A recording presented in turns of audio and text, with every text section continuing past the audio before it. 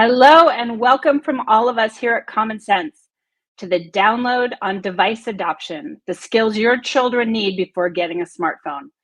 I'm Lisa Solomon with Common Sense, and I have the pleasure of running our Connected Schools program, which is a community of more than 100 primarily independent schools who, among other things, support these great, robust online events. We're very grateful for the partnership of the many connected school communities joining us and thankful to all of you who support our nonprofit work. So consider this, when Common Sense was founded 20 years ago, the iPhone wasn't even around yet. And now so many of our kids are walking around with these mobile devices in their pockets, allowing them 24/7 access to the internet. But determining when to give your child any kind of device is a major decision. And that's what we're going to focus on today. We set these conversations up so that we hope you'll feel less alone in your own parenting journey when it comes to managing media and tech, as we know the challenges are very real. We always intend for you to come away with at least 2 or 3 practical tips that you can try right away. Before we dive in, just a few housekeeping items I want to mention. This session will run for approximately 50 minutes. We'll do our best to answer questions along the way, but please know that our team has read all of the questions submitted ahead of time, and we've threaded many of those into our prep work for this discussion. I will also be managing the chat and seeing questions that you might put in the chat in real time. We don't have time to get into specifics on every question sent in, but please remember that the Common Sense Media site offers a wealth of free guidance. And at the end of this webinar, I'll pull up the site to give you a very brief tour to make sure you know where to find things. But for now, let's get started. I am delighted to introduce our moderator today, Jasmine Hood Miller, who will be running the discussion for the next hour. Jasmine's been my colleague for almost a decade here at Common Sense. And during her tenure, she's had 3 little boys. So she is now in the thick of parenting around media and tech. Jasmine is Common Sense's Director of Family Engagement and Partnerships. With a background in marketing and media, Jasmine leads strategy and implementation of the organization's family outreach efforts. She holds a BA in communications from Temple University and is a former board member of NAMLE, which is the Association for Media Literacy Education. Jasmine is also very passionate about amplifying marginalized voices and stories in children's media. So it's now my pleasure to turn this program over to you, Jasmine. Thank you, Lisa. Thank you for having me this evening. And yeah, I've been at Common Sense for 13 years. And throughout that time, I've heard this one question consistently throughout the years. And that is, what is the best age to get my kid a phone? And the truth is, there really is no set age, no magic bullet to kind of solve this really increasingly nuanced question. And understandably, parents don't like that answer because what we really are doing is kind of throwing it back to them and saying that it all depends. It depends on your particular child, your particular family situation, and so on. And it depends because technology is changing like literally every moment. Parenting around tech is, I think, more complicated than ever right now. So we want to know what we are trying to balance with all the tricky sides of this question. And so for me, I'm raising 3 boys, ages 9, 6, and 3, and they don't have phones yet. But that doesn't mean my husband and I aren't handling all kinds of things around connectivity, being online, media issues every day, from video games to iPads to Alexa. We're really deeply immersed in this all the time with our kids and introducing devices earlier and earlier. Tech management is just part of parenting long before cell phones are even kind of introduced into the equation. So knowing that, and all the questions that we have around this, including the questions that everyone submitted for this evening, I want to introduce our 2 guests who have done a ton of research around this topic, Amanda Linhart and Devorah Heitner. Amanda is the head of research at Common Sense Media. She has spent her career studying how technology affects human lives with a special focus on families and children. She began her career at the Pew Research Center, pioneering the center's work studying how teens and families use social and mobile technologies. Amanda is a parent of 4 children who range in age from 11 to late 20s. So she has a unique experience in the tech and media landscape shifting over the decades. And then Dr. Devorah Heitner is the author of Growing Up in Public, Coming of Age in a Digital World, and Screenwise, Helping Kids Thrive and Survive in Their Digital World. Her work has appeared in the New York Times, the Washington Post, the Wall Street Journal, and the Atlantic. She has a PhD in media technology and society from Northwestern University and has taught at DePaul and Northwestern. She talks to families all over the country and is raising her own teenager in Chicago. Welcome, Amanda and Devorah. And Amanda, let's start with you. As someone with children ranging in age from 11 to 28, how do you look at the current landscape? Thanks, Jasmine. Super glad to be here and really, really psyched for this conversation because with my 11-year-old, my youngest child, we are going through this whole experience right now. So this is incredibly resonant for me as a parent. And just to say also that this isn't easy, right? I'm going through it. I have done the research for 25 years and still we have our struggles and our moments. I really look at this as though there are many paths to sort of cell phone debut. It is not just smartphone or nothing. There's lots of options and there's lots of things to look for as we try to figure out when our kids and our families are ready for this. And we'll talk about this throughout, of course, across this evening. But I do want to say that, one thing that my perspective brings is, because my older children started to get phones even before the iPhone was a thing that you gave to children.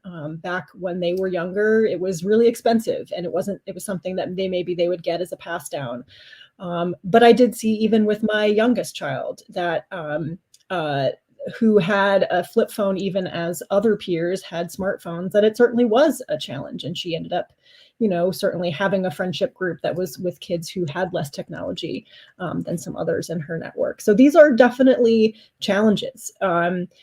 I also think that there's, important things to remember. So with my 11-year-old, we didn't want to get her a phone, but we wanted to give her more opportunities to be independent. And so when she was 9, we got her a smartwatch. And that actually for about a year proved to be really very functional, gave us opportunities to stay connected to her as she wanted to walk in our neighborhood to other places, to give her a little bit more independence, to give her opportunities to communicate with friends. And we can talk a little bit more about things we learned about her abilities and her sort of skills for communication that she needed to develop using that smartwatch.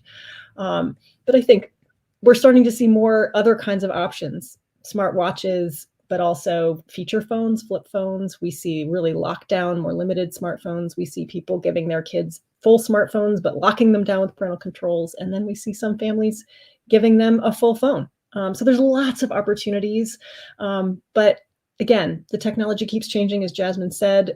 It's a moving target. And so even when we think we figured it out with one of our kids, sometimes we have to reevaluate for the next one. But I want to hear what Devorah has to say too.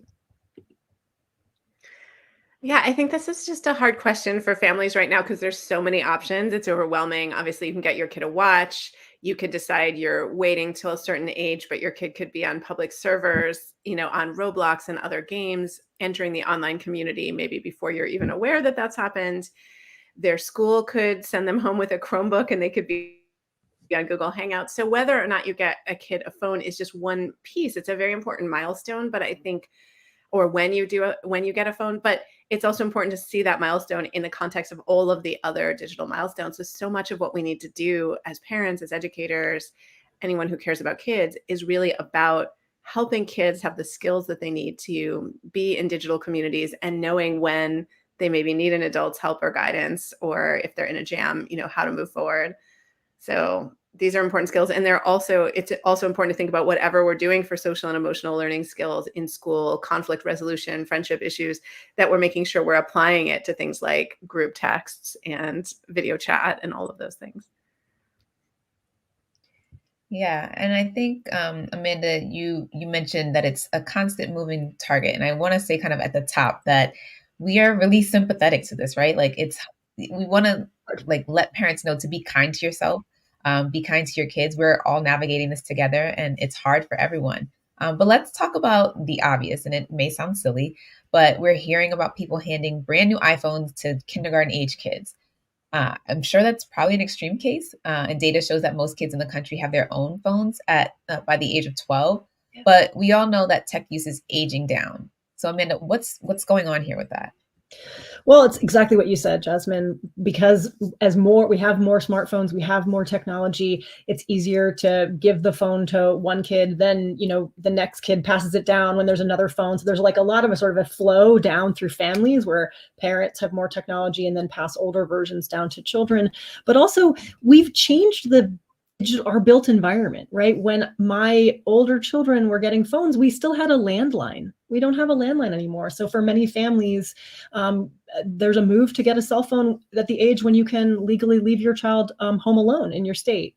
So the moments when you want to start leaving your child for periods of time, when you want to give your child more independence, when your child maybe starts to walk to a particular school, those are all moments when we want to start giving people access to it. But there's lots of steps to get there, right? Like you can text people from an iPad, and I think we can get into more detail about how that works. But you don't have to. You can have some of the features of a phone, but we do have sort of things in our environment that make that more challenging. It's harder to find an iPod, right? Remember those where you could listen to music as you walked around? They're hard to find now. They're not something that sort of is easily available. And so that pushes people also to smartphones, which serve that function for a lot of people. So thinking about the things that you want, trying to find, if you don't want your child to have a smartphone, thinking about what replacement devices, is it a alarm clock for the morning? Is it a music player for the bedroom? What is it that you want, that you're trying to replace, and that the smartphone is sort of that holds for most people right now, and trying to find alternate devices is another path forward for parents who are trying to figure out their way to get their child on a phone or not on a phone. Yeah, it's almost like, I don't know if I maybe even realized that my phone had become so much of like everything until when I started to look for things for my kids, that I realized I needed to like parse out. And so like you said, like an alarm clock, or I, had to scour to find a streaming radio player that like would allow them to stream their music without being on a web browser, or, all these things. And my kids have online access to play games, to listen to music and podcasts, look things up. And all of this is without a phone. And you have to like find all those ways. Your camera too, right? Like that's another thing, like getting kids a digital camera. Right? Like no one walks around with a digital camera anymore, but you don't want to hand a kid a phone just to take pictures per se. And so we've had to, set up parental controls and have many conversations with them about appropriate sites and chatting with people, posting in forums. This is mostly my oldest son, but like YouTube and healthy amounts of, screen time, etc. And so I think you make a really great point about like what our devices, how we use them in so many different ways. And for kids, maybe they don't need all that functionality, but there are things that we want to be able to empower them to do independently, and trying to figure out how to do that without handing them like the world. So Devorah, what are some of those risks that we are trying to kind of like prevent or, shield them from before they fully engage online? Well, I think, the conversation around especially things like social media, but even group texting, we worry about kids sort of crowdsourcing their identity, feeling like it's hard to have boundaries. It's hard to be okay to unplug. Are people expecting me in the group text or on the game or in the chat, or to do the emotional labor of responding to my pictures and liking them? So do I ever get a break? How do I navigate my relationships and the sort of very public status of friendship? If Snapchat's going to put a map up of where all my friends are, like, how's that going to make me feel? Social media is obviously, especially a comparison and sharing machine, and giving that to kids right at a time in their development when being a member of a community or multiple communities and friendship is so incredibly important. I mean, it's important throughout the lifespan. And I think we all want likes and we all want to be seen. Social media is really designed to get us where we're the most human, but especially for adolescents, these are powerful, powerful developmental needs, and social media is kind of exploiting that in a way that's really hard to deal with. And so how do we navigate that? Because there's so many great things about it, right? There's so many things we love about being in these network communities, but how do we navigate how intense the feelings are, again, for kids, around exclusion, seeing friends on the map, seeing photos where you're left out, navigating identity, navigating privacy. A lot of people don't even know that you can maybe turn off some of these affordances and pieces of an app. You can go on Snapchat in ghost mode. You can, restrict who sees your pictures in some other apps. But I think a lot of us go to the default, and that can be tricky. So how do we talk to to kids about those things, especially if we're not super familiar with the way they may be using apps? Yeah. And, kind of speaking about adolescents, we got a few questions about the wait until eighth movement and other efforts to keep kids off tech entirely. So, I want to tease that out a little bit. Waiting until eighth may seem like a good answer for giving a kid their own phone. But again, all the online activity you just described, what about their access to that before they even get a phone? And then also, when you have multiple kids, and Amanda, you mentioned this, the game changes. Waiting for your first kid maybe is doable, but by the third kid, they're ready to have the same thing as their older siblings way before any recommended age. With my kids, they're still a little bit younger, but I have a 3-year-old who's like, I didn't get my screen time today, but my brothers did. I'm like, you're 3, so it's it's not the same. Why can't I play Minecraft with them? You're 3. So, and I imagine that he will be joining and doing things with them, before probably our recommended age. But, what's that kind of trickiness as far as waiting, whether it's one kid or multiple kids? Yeah, and another thing I would add too is, I parent in a blended family, and blended families where children have multiple homes, where they're moving around from place to place. There might be a need for a child to have access to ability to make phone calls at an earlier point in their lives, so that they can stay in touch with a non-custodial parent, and stay in touch with, beloved relatives and caregivers. Particularly to children with complex logistics in their lives, may need a phone to be able to reach out to people. So I do think that there's a bunch of questions for families to ask themselves.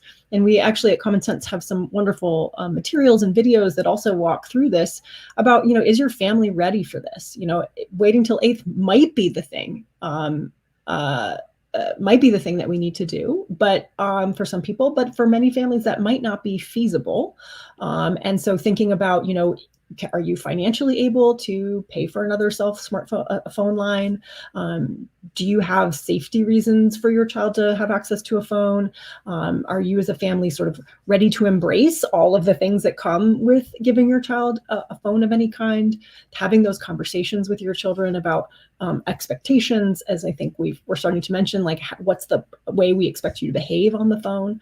And then questions about whether the child themselves is ready. There's questions about, are they responsible, right? So I have neighbors, peers of my own daughter who got a smartwatch at the same time, and the child lost the smartwatch 4 times in the first month of having the smartwatch. And the parents decided, hey, you know what? Maybe we're going to take a break from the smartwatch until you're a little bit older and you're able to manage your possessions a little bit better. So different kids just have different, they mature at different rates and have sort of different personalities. And so there's different reasons and things for families to think about. I think Devorah can go into some of this too, but there's emotional things about regulation, about are you able to navigate conflict in person, right? How do you manage that? Or does your child have skills with that? Or is that something that could use work?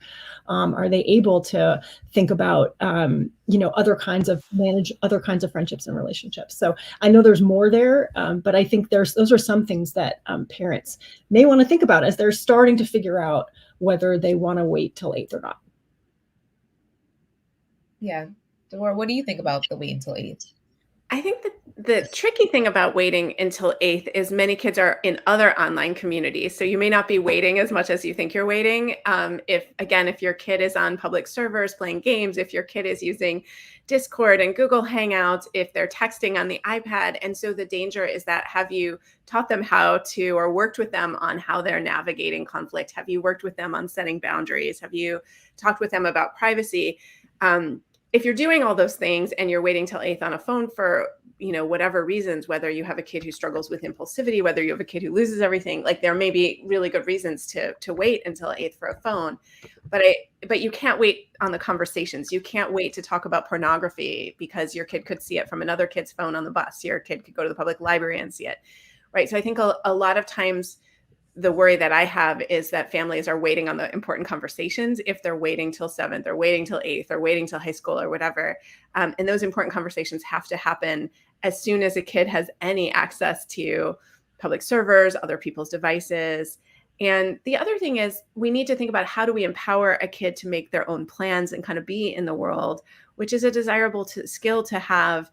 And potentially in middle school, it could be tricky if the parents are arranging all the kids' social life. And is there another way in your community to arrange the social life? Certainly, if your kid is a couple of years after their peers, it may be helpful if you know the peers' parents to at least let them know, like, hey, it's important to our family to wait on a phone, but please text me, or the peers may be texting you.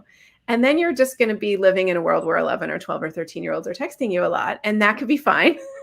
But that is the sacrifice you might be making, is like being at that like node of your kid's social life, because again, so few of us have home phones. And even if you do, 12-year-olds aren't going to pick up the phone to call your kid because they don't really like to make voice calls. They will want to text. So they may end up texting you, or they may end up texting your kid on another device. And your kid is going to then be experiencing at least some of the pressures with the phone. The other thing I just want to say is it's not just about a phone or no phone. It's also like how much access your kid's going to have, what apps you're going to allow on the phone. So, it's not like here's the fully loaded smartphone that you have 24/7 access to versus nothing. I mean, there's a huge set of gradations, within that set, that first few years of phone connection and of other tech use. So I think it's really important not to think about this as an all or nothing decision. Yeah, I think that that's really important. And, you both made really good points about why, kind of going back to the top of like why it depends, right? Like that, going back to that answer of knowing your kid, knowing your family circumstance. And so having to kind of like consider all these things and making that decision for yourself and for your family.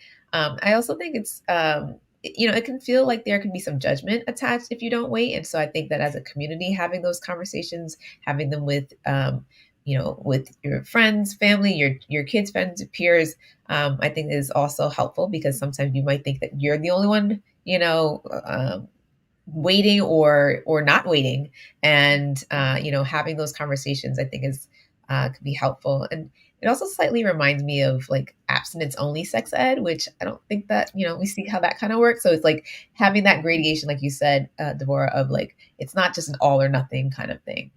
There's a right. lot of You don't want your kid to be sort of sneaking, an old device and putting it on Wi-Fi because that's the only way they can communicate with friends. So you do want to be thinking about what is the alternative, right? How can I help my kid learn about the alternatives and be in touch with people in whatever ways? And also, how can I communicate with my kids what they need to show me developmentally in readiness? Whether it's like your neighbor, Amanda, maybe like, let's keep track of some things and show me your executive function. I might want to see a kid be ready to, ride bikes independently or navigate social things with less impulsivity. Like and to communicate that to the kids and like actually give them some idea of, not just like at this birthday, you will get this device, but just like, I need to see you show me that you can navigate this stuff. And then they will definitely hold you to whatever you promise. So be ready. Yeah, that was going to be my next question to you, Amanda, is like, what are some things that parents can be doing to assess readiness and to prepare their kids? Yeah, I mean, I think there's some of the things that Devorah mentioned, like, does your child have the ability to control impulses? Do they have the skills to navigate relationships? Do they have executive functioning, right? Are they able to, some other questions are around how they manage what screen time they have on other devices. Are they able to manage that? If you've walked them and allow them to have texting, are they able to have the experience they've had in group chats on their laptop or school Chromebook or on other devices they may have access to. How's that going? And what kinds of conversations are you having with them about that? And I think those are some things that I would look for, in talking with my own youngest child about, what we want to see before we're ready to give you a phone and what we want to see before we're willing to give you unfettered access to the internet in your pocket. And I think that's one thing we haven't quite touched on yet, which is, all these other things that we have are about walking you towards the smartphone. And what really makes a smartphone different is its portability, its sort of pocketness, and that it gives you the internet. It gives you all of these apps in your hand in ways that, so that it doesn't have to be something you do in the living room. It doesn't have to be something that you're doing, it's not something that happens in public. It's not something that happens on a device where somebody can look over your shoulder. But also it's with you all the time. So it's sort of inescapable, and it becomes this thing that sort of weaves itself interstitially into moments in your life. And it starts notifying you all the time of things that are happening. So it becomes this thing that can distract you. And so for younger children who may struggle more with management of distractions, that's some of the things that you also look for is, do you have the ability to sort of set limits and keep them? Can you stop using a game that you love or watching YouTube or any of the other things that you have access to? And can you do it without a meltdown? So I think a lot of these things are things that I look for in my own child as I start to think about when she will be ready to have a phone in her life. And from both of you, what are some specific examples we can give parents on practicing these skills and building these skills with their children, and kind of maybe starting from that early age and aging up? Well, we really want to model thoughtful smartphone use. I mean, when we see our toddlers bring us our smartphones, they can see how important they are to us. And that's why if you leave it in the other room, your toddler will bring it to you, right? Your preschooler will bring it to you, and they will also rearrange your apps. When my kid was 4, he rearranged my apps in my smartphone, and it was fascinating, right? So I think it's really, or they'll make selfie videos. They'll do all these cool things because touchscreens are incredibly intuitive for younger kids, even pre-readers. This is why if you try to give your kid a flip phone as an alternative, I would say the touchscreen generation in particular is really going to push back hard because they're just used to much better technology. And it's very hard to go to something where you have to press something multiple times to get a letter. That's really pretty extreme if you grew up with an iPad. Yeah. And I think it's so important that we show our kids our own experiences. Right. So we talk about, because we're thumbing out our lives in front of our kids and we have all this lived experience with social relationships, and they're not hearing us on the phone the way we heard our parents on the phone. So we may need to tell them, hey, I'm going to call this person up because I'm having trouble understanding what they want. We're getting into a bit of a conflict. I'm feeling tense. And I know if I have a voice conversation or a video call or I see them in person, we'll be able to work it out. And these are the kinds of conversations we need to have with kids more, even as they're watching us negotiate our lives via our phones. Yeah, and it's also interesting the skills that our kids have. It's the same thing about listening to the phone calls and not having that experience. When we gave my 9-year-old, then 9-year-old, the smartwatch, we realized that she had no idea the niceties of how you have a phone call, right? She hung up on her friend who she called on the phone. She just started right in without saying, hello, how are you? None of the little things that we as adults expect in a sort of more formal phone call environment. And so the smartwatch was actually a great way to practice some of those kinds of skills that otherwise I would have assumed that she would have had going into the technology.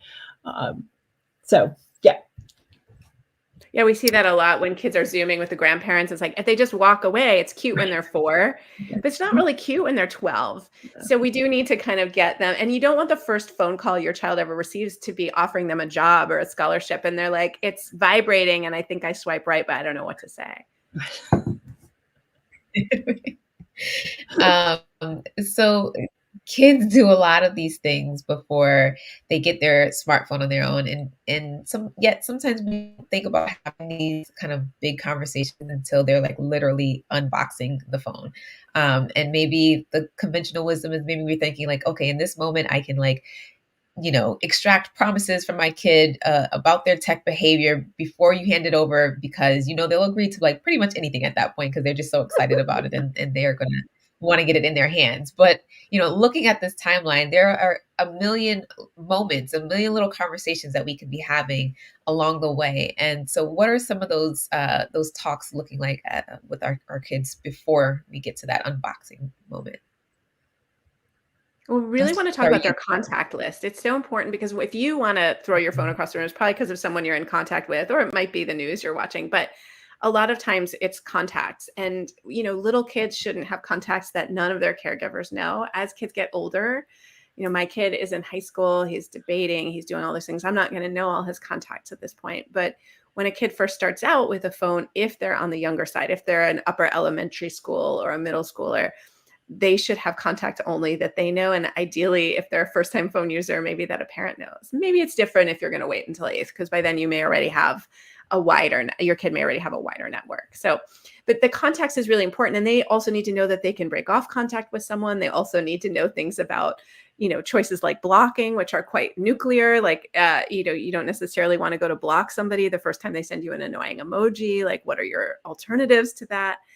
And just curating their apps, et cetera, as well. It's going to be so important to have these tough conversations with kids about content, about friends versus followers, about how to navigate the pressure to be connected all the time. Because actually, Amanda, I think you're right that for little kids, it might be more distracting, but I also think some kids age into more distraction. Mm-hmm. There are kids who get a phone in, 5th or 6th grade who aren't being that social at that age. And then by 7th or 8th or 9th grade, or 10th grade, they're being much more social, and the phone is actually more distracting. Yeah. So keeping it off and in your backpack in 6th grade actually might be easier than doing that in 10th grade when you're in love, for example, and your sweetie is texting you all day.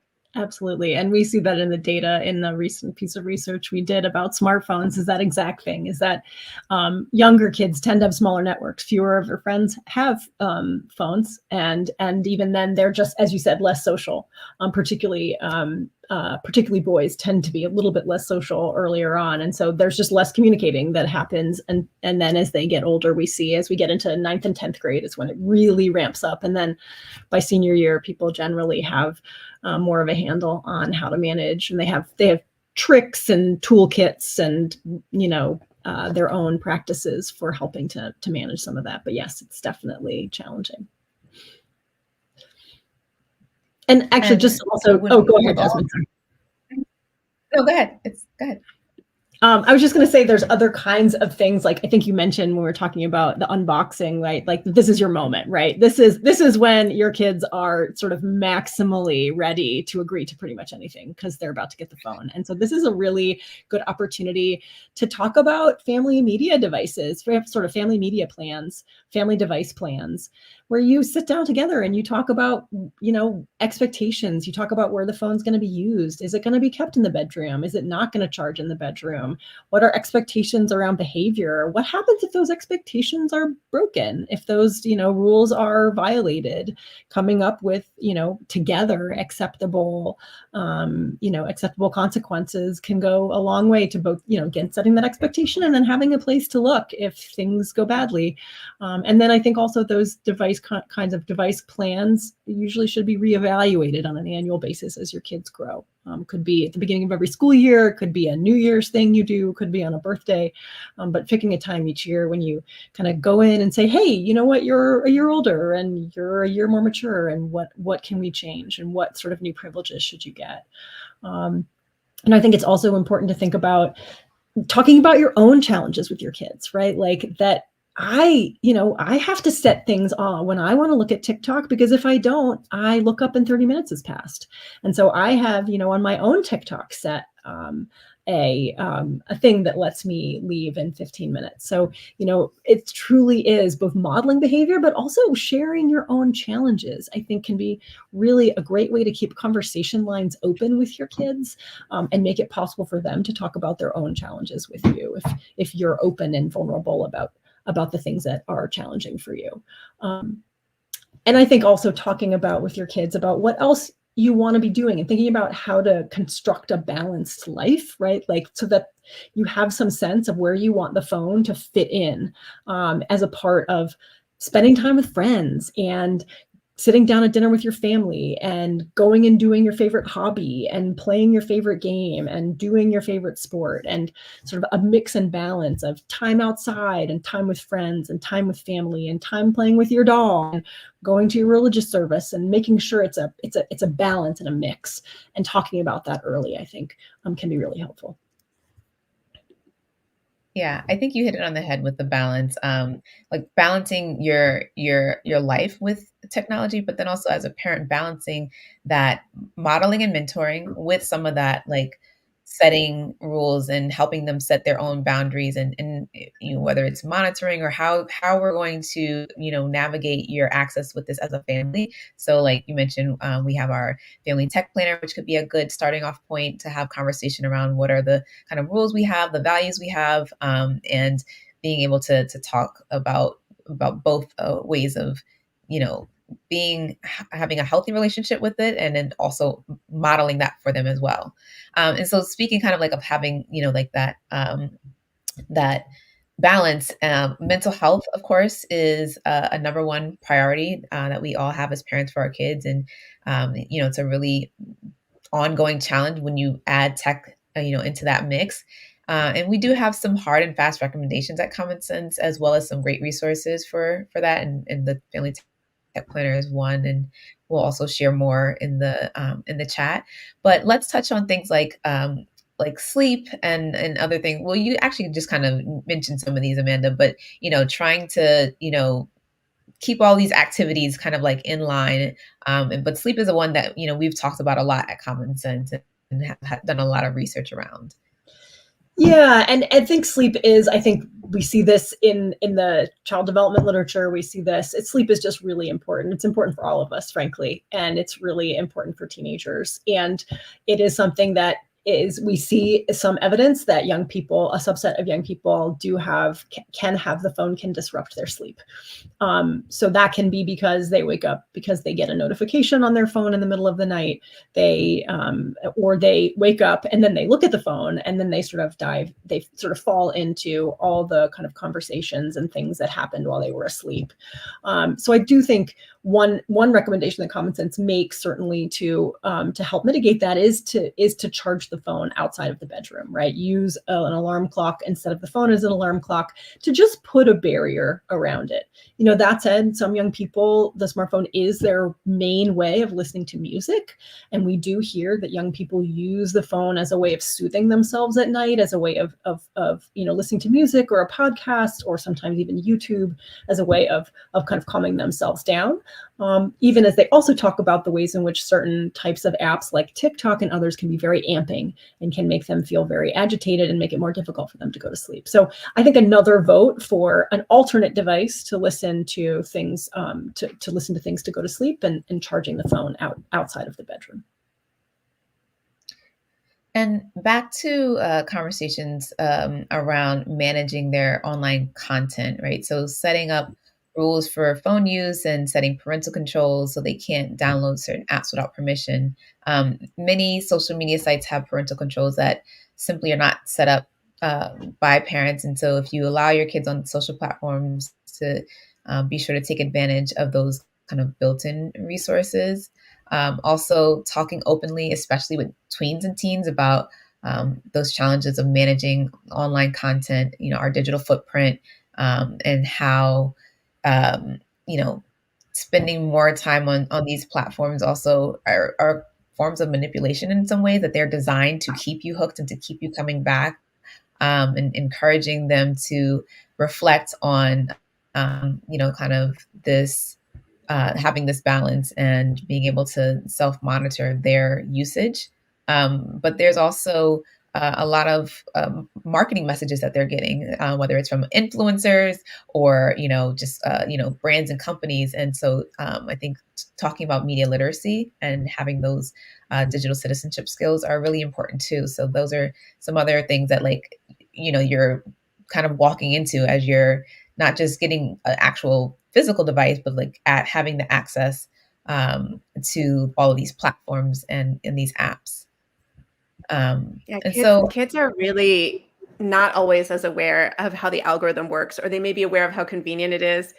TikTok was the most frequently quit app when I was interviewing hundreds of tweens and teens for growing up in public. It was a very beloved app, but it was also an app that a lot of kids had independently decided to either quit or take a break from because it's so immersive and the algorithm is so good at figuring out what you like. And a lot of kids found it to be a problem in their lives. So I thought that was really profound that kids were getting to the point where they were fed up with it and taking it off their phones, at least for a certain amount of time.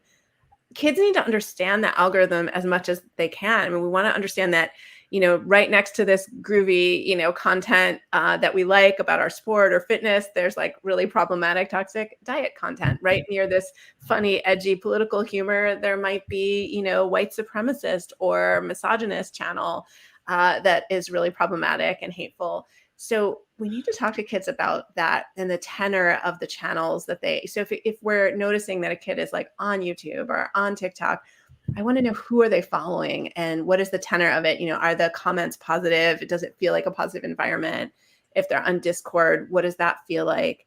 And this is really important to talk with kids about, because a lot of the kids I talk to are having experiences that their parents don't understand, or they don't understand how deep the conversations go in places like Reddit, Quora, Discord. So knowing that your kid is spending time on these apps is one thing, but you really want to know a little bit more about what the channels are and what their experience is, and do they have a sense of when something is problematic, or when they're getting misinformation, or the ways that strangers are interacting with them, and sometimes also classmates are interacting with them. There's also a lot of, sexual harassment on social media, for example. So it's really important to prepare kids to know that it's okay to have boundaries. And to come back to, what Amanda was saying about a family contract or a family set of agreements, not every family is going to do that, but overall, thinking about how your family values get communicated. A lot of us have heard kids be sort of threatened about their reputations. Like, if you post that, you won't get into a fancy college or whatever. We just need to be having conversations with kids about do no harm, right? How do we talk to kids about, hey, if that's not a positive thing, or if that could hurt others, or if that's maligning individuals or groups, we don't want to post that. We don't want to like it. We don't want to amplify it. We don't want to share it. Yeah. And I think that, as we think about the different devices and platforms that our kids are having access to, it, there's different ages that we're kind of like grappling with these things as our kids are maturing. But then there's also different platforms. And so there's things like social media. But then, for some kids, it's engaging through video games and gaming and having, conversation there with, friends or maybe with strangers. And what are maybe some like recommended kind of like age and stage of like adopting some of these access to, like being able to, start with making a phone call versus being able to like have, full social media access? What do you think would be some ways that parents can maybe like loosely think about it, knowing that it still depends on your kid?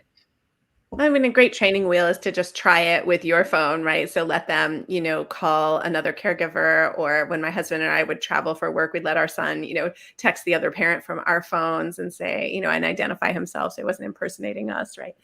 So these are important things to just have experiences with and experiment with. And as Amanda was saying earlier, that will give you some clues. Seeing how your child interacts on a public server or in the Google Classroom is going to give you some clues. If you have a kid who is absolutely, gutted by their experience of IXL or Kahoot in the classroom, you're going to want to tread carefully into the world of other kinds of games, right? Like, so there's a lot of clues available in terms of where the landmines are and where your kid is also successful. And I think we also want to notice where our kids really shine and where their strengths are going to lead to some really interesting and creative things.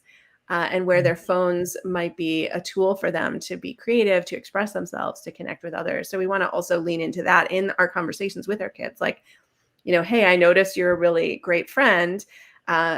You also can't be available to your friends 24/7 because we all need our sleep, right? But we want to lead with, I see you're a really great friend. I know you really want to be supportive of your friends, as opposed to just, I'm taking your phone at night. The end result is still you're maybe charging the phone outside of the bedroom. But I think we want to acknowledge some of the positive impulses that our kids are experiencing in relation to their phones and in relation to their social lives. I think that's a really great I point, think, Devorah. Oh, sorry, Jasmine. I was just going to say, I think go that's ahead, a great Amanda, point. go ahead. It's a great point that that there are really important social things that are happening in these spaces that are enabled by, in many cases, by the smartphone. There may be group chats that it's harder for your child to participate in if they don't have a smartphone. So I think thinking as something, you know, I think a lot of kids use that as a part of their petition to their parents, like, look, everybody else has one, I'm left out. And in some ways, they're not necessarily always wrong, right? There are places and spaces where if you choose not to have that phone, that they are, and particularly as they get older, they will be a part of that. And I think it's really important to balance, you know, when you allow them to have particular access to the technology with the fact that you maybe are making a choice that might be the right one for them and the right one for your family, but which has consequences, right? So none of these choices are without particular consequences. And I think our job as parents is to look at our child and to look at our family and to look at the kinds of devices and tools available to us and make the best choice in the moment for us and our child. Yeah, I feel like we could go on and on about this, but I do want to get to some of the questions that were submitted. But I would like to kind of like end this portion of the conversation on a hopeful note and just hear from each of you, kind of like your you know, top tip or some wins from your parenting journey that may be helpful to the parents that are watching. Do you want to go first, Devorah? Sure. So, I mean, I think finding things that you can enjoy together in a media space. And also, I think it's really important to think about the art of texting when you are texting your teenager, and you may be texting them from within your home. You know, sometimes someone in my house will text me to find out if I am home, and we don't live in a very big space, or, you know, what's for dinner. And again, like, the space is not huge. So I'm like, you could just come talk to me. But there's a way that texting can also play a really important positive role when things are stressful, or when a face-to-face conversation feels awkward, or if you're making up after a difficult communication. And I just want to put that out there, that you may find that your texts with your kids are a really important zone in your relationship. That's such a great point. You know, I would say that we're all human, and as parents, like, we're making these decisions in the moment to give our child a device, and but that is not forever. We can pull that back. If it doesn't work out, we can take the do-over. We can say, hey, you know what? We thought everything was okay, but it's not okay. And we're going to wait until a few more months and we can try again. But that didn't work out. No harm, no foul. We're just going to, or this thing happened and we're going to learn from it and we'll come back to this later. And that's not always easy. And sometimes that creates conflict in households, but it's also a part, I think, of being a parent and living in the world and navigating these devices. Totally great. I was just thinking of a scenario that my kids, they're a little bit younger, but we got my youngest like a PBS tablet for Christmas. I was trying to give him like a scaled down version of something that his brothers had, but of course he broke it like a week later. And so now we've had this conversation of like, this is what happens when you don't take care of your device. And so we had to do over, and now you don't have a device. And so it's just, you know, it starts again, like really at these early, you know, points where it's like there are consequences and for our actions, and then just keep, you know, obviously as they age and having different scenarios and moments to, you know, have those appropriate conversations, you know, it's with them. Okay. So now we're going to go to some questions that we received from the audience. And the first one is, how do you know when it's become an addiction to electronics or screen time? I can start. I would say the thing I would look for as a parent are these things getting in the way of other important activities that are important to your child, or were important to your child, or that are important to your family? You know, do you see a diminishment of school achievement, a change from your child's previous to where they are now? Do you see sort of a loss of interest, knowing again that across adolescence and across late childhood, there are a lot of changes that children go through?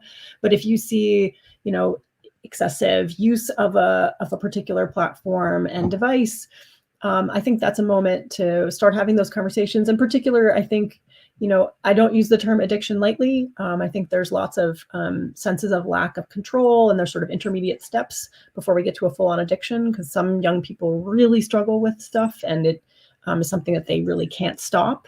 And I think if you end up in that situation, there's that you need device-free homes, and there's actually a great literature out there with therapists who work with young people who have those addictions and help them to create spaces of sort of less device, and then move them up to different kinds of uses of devices to allow them to try to participate in these sort of digital spaces without devolving into more addictive behaviors. But mostly I would say real difficulty transitioning away, doing the thing without it being it's sort of at the expense of a lot of other important like life habits, like body care, spending time outside, spending time with friends. I would say those are the things that I would look for.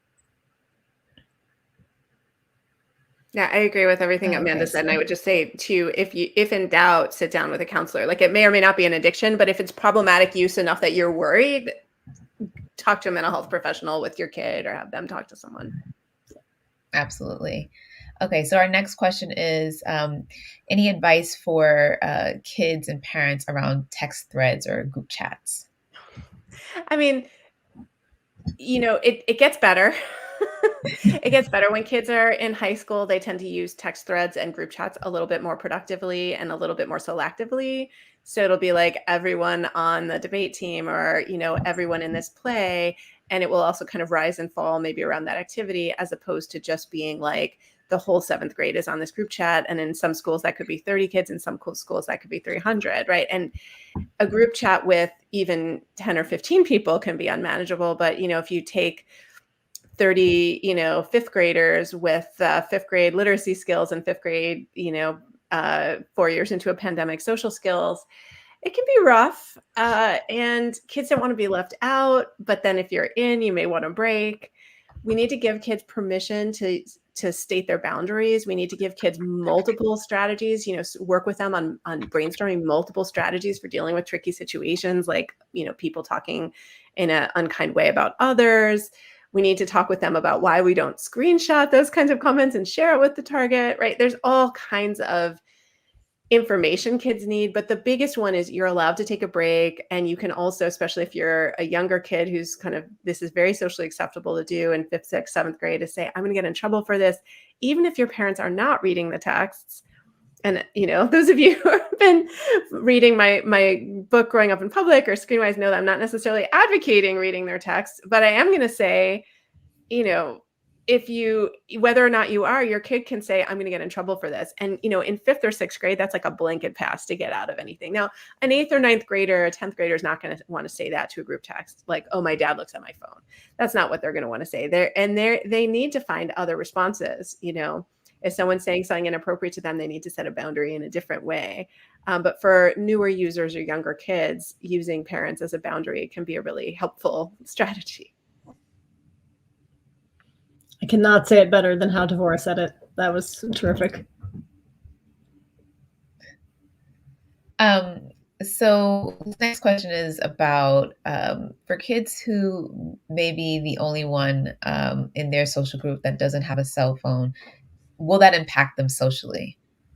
I would just say really quick, like for my 9-year-old, so he doesn't have a cell phone. He has friends or even cousins that may have it for whatever various reasons. And I think 2 things. One, you can say, like, you can always use me as the excuse, like my parents said I can't have it, and that's kind of making us the bad guy, but it's an excuse that they can give for why they may not have it. But also, I think importantly, having a conversation, like, for our family, you don't need one right now, and when you do, we'll talk about getting you one. But for somebody else's family, there's whatever reasons that their parents considered, and they made that choice. But what may be some of the other like social implications if someone's feeling like they're left out of that? I mean, I think it's real, right? I don't want to deny that. I think you can go, 3/4 of the way there by using texting on an iPad. But if the group chat is in a WhatsApp group, it will be very difficult for you to enter that. And so I think I think that's a real complaint that kids can say about not having a smartphone when a lot of their friends do. I mean, it certainly is easier if your child's closer friends do not have it. So if you are close with their parents and you can talk with them about and kind of make a collective decision to not move in that direction, it will make it easier for you. I talked to my own child who also does not have a smartphone at this point, nor it has a smartwatch, but she talks about how it is. Her good friends don't happen to have one either. But she talks about being in school and hearing about people talking about phones and feeling a little bit left out about that. And it's a part of our conversation that we're having as a family about when's the right time to start thinking about it. And we are thinking about it for her. And hope in the next couple of months to move that way. But certainly it's something that we keep talking about. It's a challenge. And I think we need to create a society where kids can hang out in our neighborhoods, on playgrounds, right? We need ways for kids to be able to connect. We need communities. So, I mean, this is what I worry about when we just tell parents this stuff is bad and we don't create alternatives for kids. Yeah. And certainly if you're in a leadership position, like a scouting leader, or you're, like an AYSO coach or whatever. And a lot of us as parents have these other leadership roles. Sometimes we see this more, actually not with parents doing this, but like with a younger coach who's like, oh, let's get the whole team on Snapchat or whatever. Maybe that's an extreme example, but I've talked to people who, their 11-year-old team coach told them to all get on Snapchat to talk to each other. And they were like, wait, like, this is not, so it's really important if you have the opportunity and you're facilitating a community of young people, not to assume that they all have phones, and certainly not to assume that they all have social apps, right? So that's really huge. And just making sure there's other spaces and ways for kids to connect and make plans and be together. Yeah. That's one to that. Yeah, those are all great points. And like I said, I feel like we could just go on and on, but I do want to thank you both so much for your time this evening, and all of the insights and just, great kind of parenting journey tips that, we can all take with us. And I also want to thank our audience for taking the time to learn about these important issues. And I think that's also just like a first step in the right direction too. And I'm going to sign off and hand it back to our lovely Lisa Solomon. Thank you. Thank you so much, Jasmine. And again, a big thanks to you as well, Amanda and Devora. Be sure to check out Devora's book, Growing Up in Public, Coming of Age in a Digital World. I also want to thank all of you, as Jasmine mentioned, for watching. We just heard about ways to think about this intersection of our kids and technology. So before we leave, I want to ensure you know how to access the many amazing free resources on the Common Sense Media site to help you tackle and take on the topics that you're most concerned about. So if you go to the site, just make sure you hit the parent portal in the upper left. You can look under parent tips, and there's a whole FAQ where you can find everything from soup to nuts reviews about everything like TikTok and Snapchat and Discord. There's also a massive wide range of articles about specific challenges, whether it's sleep that you're having, trying to get your kids to put down their phones and screen time. So there's so much more that we do at Common Sense that just rate and review. We have articles, research, and great conversations starters to support you. I also wanted to note we have a new Common Sense free app, and that's now available as well for download on the App Store and as well as Google Play. And finally, I just want to encourage you to check out the site and sign up for our free newsletter. I think you'll get a lot of great resources, and you can also make sure it's appropriate for the ages and stages of your kids. So that's it. And from all of us, thank you so much for joining us and taking the time to learn more about Common Sense and all the great ways to manage media and technology with your kids.